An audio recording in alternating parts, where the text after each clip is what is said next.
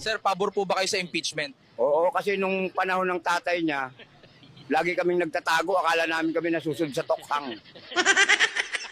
Sir Juan, mas okay po ba ang panahon ngayon kumpara noon kay Digong? Okay? Ngayon, binibigyan kami ng pagkakataong magbago. May due process na. Noon, wala. Basta na lang tinutumba. Noon, tago kami ng tago. Hindi ako makalabas. Baka ako na ang susunod sa listahan.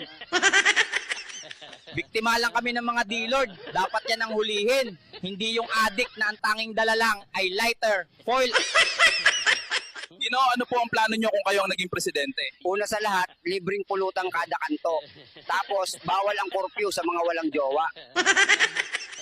Sa tingin nyo po, ano ang problema ng bansa ngayon? Problema, edi yung tinola, puro sabaw. Nasaan ang manok?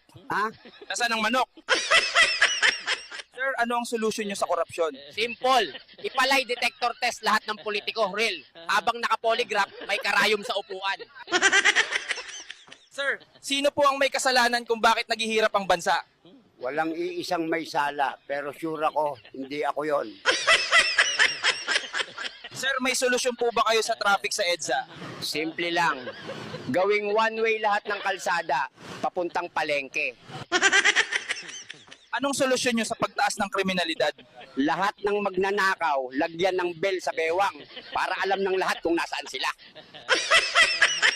Sir, anong nagbibigay sa inyo ng lakas araw-araw?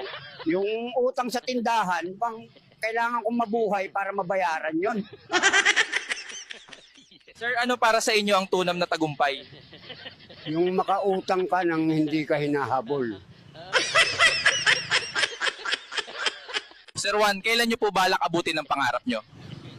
Pag natuto na akong matulog, Sir, mahilig po ba kayo sa alcohol? oo, pero hindi yung panlinis, yung may tama. Sir, paano nyo pinangangalagaan ang mental health nyo? Simple lang, umiinom ako ng tubig. Tapos inom ng konting gin para pampakalma.